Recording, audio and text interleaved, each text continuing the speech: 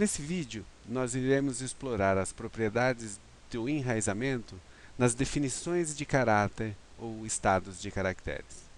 Muito bem, vocês sabem que o enraizamento é o ato de inserir uma raiz num diagrama dicotômico e, com isso, inserir um vetor temporal nesse diagrama, que é fundamental em sistemática e em biologia comparada. Muito bem, lembre-se da terceira propriedade de enraizamento, em que as posições relativas das transformações elas não mudariam com relação ao ponto de enraizamento do diagrama. Então, por exemplo, se eu enraizo esse diagrama em a posição do caráter 8, que está entre A e C, permanece a mesma, independente de onde eu enraizo esse diagrama. O mesmo ocorre para o 4, que permanece idêntico nos dois diagramas. Ou seja, a posição relativa entre G e F, entre G e F e entre G e F, ela independe do ponto de enraizamento do diagrama. Porém, o ponto de enraizamento muda uma coisa muito importante. Observe este caso. Eu tenho aqui um diagrama não enraizado, suas transformações, e eu vou enraizar em A. Ao enraizar em A, eu observo que, ao inserir esse vetor temporal, a transformação do caráter azul foi nesse sentido, do caráter cinza foi nesse sentido, do caráter vermelho, que é o caráter 4, nesse sentido. Ou seja, esta é a direção de transformação desses caracteres. Ao passo que, se eu enraizo esse diagrama em I e insiro um diferente vetor temporal, a direção de transformação desses caracteres, elas se invertem, certo? Então, observem que, dependendo de onde eu enraizo, alguns caracteres sofrem mudança na direção de transformação. A direção de transformação é o que nós definimos como polarização de série de transformações ou polarização de caracteres. E a polarização, ela só ocorre no momento do enraizamento. Eu não consigo saber a direção da transformação num diagrama como esse. Por exemplo, nesse diagrama, eu não sei se aqui passou de 0 para 1, ou de amarelo para branco, ou de branco para amarelo. E assim para todos os caracteres, certo? Então, a polarização depende do enraizamento. Essa é a propriedade 6 do enraizamento. Com isso, nós definimos alguns termos referentes a estados de caráter, que é o termo plesiomórfico e o termo apomórfico, que são termos que nós aplicamos a estados de caráter. Nunca um terminal é plesiomórfico ou apomórfico, somente estados de caráter. Muito bem, vamos ver aqui que toda transformação ela parte de um estado que nós chamamos de plesiomórfico para um estado apomórfico, sendo que o estado plesiomórfico é a origem e o estado apomórfico é a transformação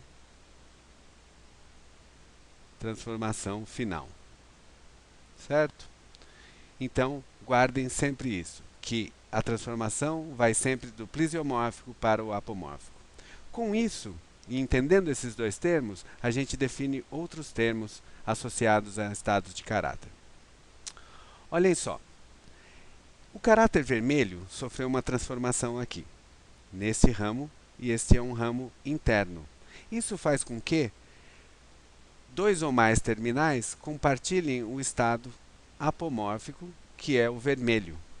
Toda apomorfia compartilhada por dois ou mais terminais, ela é denominada sinapomorfia, ou o caráter é denominado sinapomórfico para este grupo aqui. Por outro lado, essa transformação aqui ocorreu num ramo externo. E o estado apomórfico aqui, ele é simplesmente inerente dessa linhagem aqui. Ela é só encontrada nessa linhagem. Nesse caso, isso é uma autoapomorfia. Então, sinapomorfias são apomorfias compartilhadas, ao passo que autoapomorfias são apomorfias presentes somente em um terminal. Muito bem.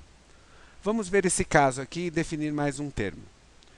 Observe que, ao transformar de azul para vermelho, todos esses terminais compartilham o estado apomórfico vermelho, portanto, compartilham o que nós chamamos de autapomorfia, ou seja, isso é uma sinapomorfia para este clado, para este grupo. Esse grupo aqui, ó, que não é bem um grupo, mas esses dois terminais, eles compartilham o estado plesiomórfico dessa transformação, ou seja, o azul. Então, toda sinapomorfia que é compartilhada, ela é uma simplesiomorfia, porque sim significa compartilhar. Então, quando eu digo que este grupo compartilha uma simplesiomorfia, significa que eles compartilham o estado plesiomórfico de uma série de transformação. Muito bem. Vamos agora aplicar nomes aos bois. Vamos analisar esses 4 caracteres e ver que nomes a gente pode atribuir a essas transformações. Vamos examinar o caráter 1. Ele é uma transformação, certo? Num ramo terminal.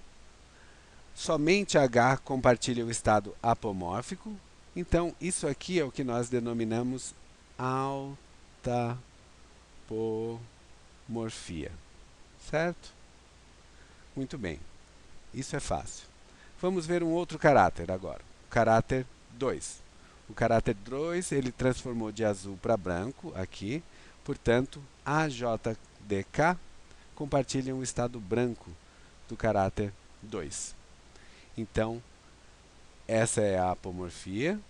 Ela é compartilhada, portanto, ela é uma sinapomorfia. Muito bem? Tranquilo.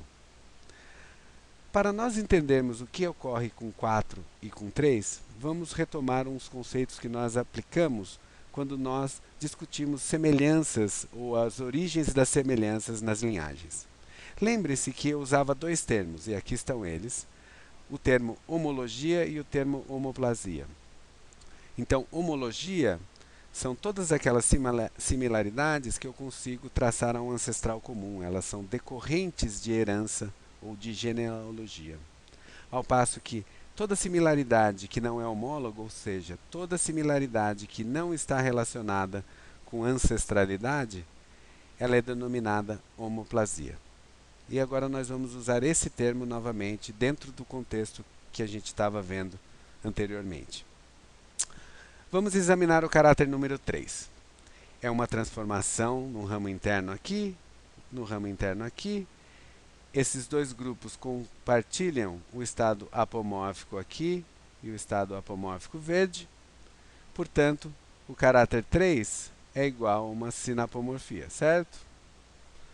Muito bem, é uma sinapomorfia. Só que observe que D e K compartilham verde com F e G, porém eles não são grupos irmãos.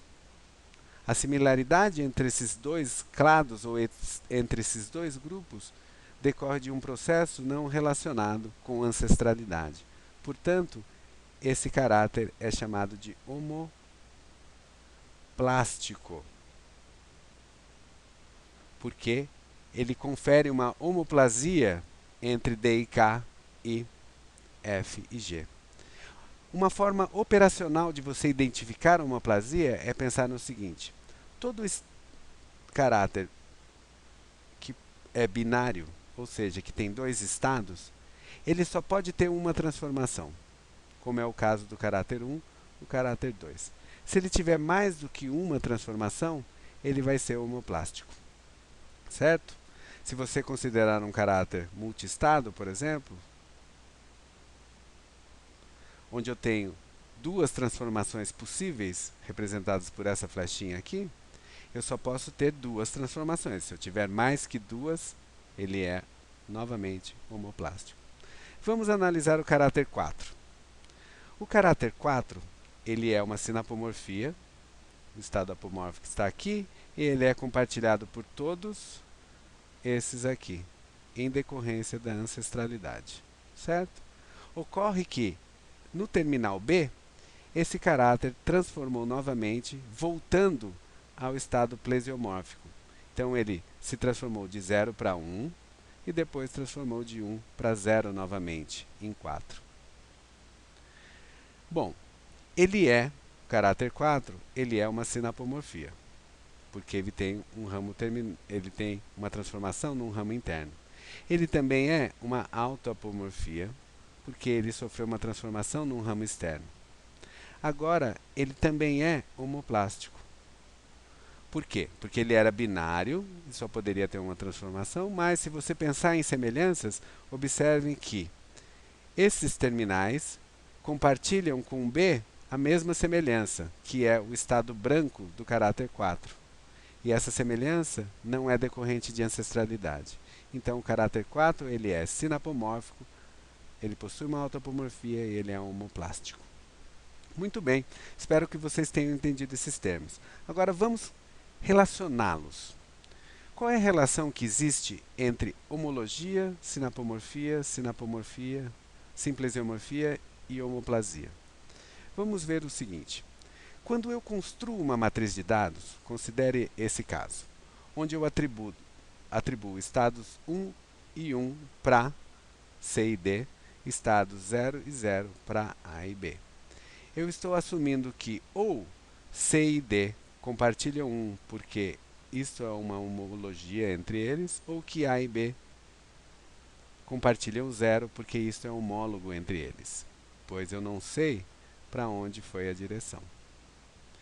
Na minha primeira hipótese, assuma que essa árvore é verdadeira. Eu corroboro a minha hipótese de homologia inicial, porque eu assumi que isso aqui era homólogo, era similaridades decorrentes de ancestralidade. Ou seja, o 1 é homólogo aqui, para C e D. Considere a hipótese 2. A hipótese 2, ela corrobora a minha hipótese de homologia inicial. Por quê? Eu assumi que 0 e 0 em A e B poderia ser homólogo. E, de fato, se esse é o resultado, eu corroborei a minha hipótese inicial. Suponha agora que a árvore filogenética seja essa, onde eu tenho 0 aqui, 1 aqui, 1 aqui. E eles compartilham essas similaridades não em decorrência de ancestrais comuns. Ou seja, essa ancestralidade ela não tem relação com a hipótese inicial de homologia que eu postulei. Nesse caso aqui, ó, eu refuto a minha hipótese inicial de homologia. Então, toda matriz é considerada uma hipótese primária de homologia, ao passo que cada sinapomorfia é considerada uma hipótese de homologia secundária, que eu chamo. Certo? Então, homologias são sinapomorfias nesse sentido. Agora, homoplasia tem um caráter muito interessante. Se eu atribuir 1 e 1 aqui, assumindo que ele era homólogo, e chego no final ele não é, é sinal que eu cometi um erro na minha hipótese inicial de homologia. Por isso, homoplasias são consideradas por alguns autores como itens de erro, pois elas refutam as hipóteses primárias de homologia.